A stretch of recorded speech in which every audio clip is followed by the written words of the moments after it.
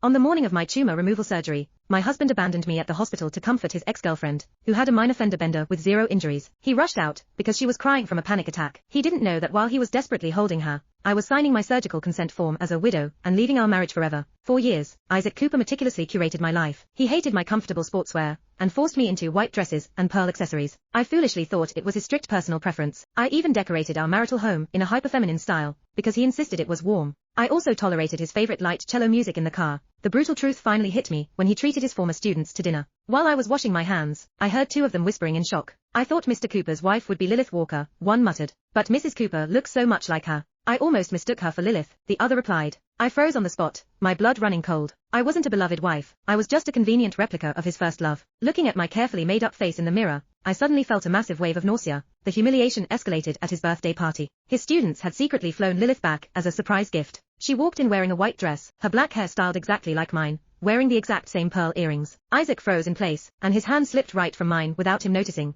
During the party, someone bumped into a glass of red wine, tilting it sharply. Isaac's reflexes kicked in, but not for me. He violently yanked Lilith into his arms to protect her. In doing so, he shoved me backward, causing me to crash hard into the coffee table. The red wine splashed onto me, leaving me totally disheveled. Isaac didn't even look at my pale face. He frantically checked Lilith, asking, "Lilith, are you alright? Did any of it get on you?" Only after confirming she was unharmed did he notice his drenched, battered wife. I walked out calmly, leaving the absurd dream of our 3-year marriage behind. The next morning was the absolute breaking point. I had a scheduled surgery to remove a breast tumor at Rosenholt Hospital. Appointments were hard to secure. Isaac promised to stay by my side with seemingly sincere concern. But right as he picked up his keys, his phone rang. "Iris, Lilith got into a car accident. She's not injured, but she's having a panic attack and crying on the side of the road," he said, his hands trembling. "I'll go check on her first, then head straight to the hospital to be with you, all right?" He didn't wait for my answer. He rushed out to save his first love. I took a cab to the hospital entirely alone. When the doctor handed me the consent form, he looked around. "No one came with you. You'll need someone to take care of you afterward," he said.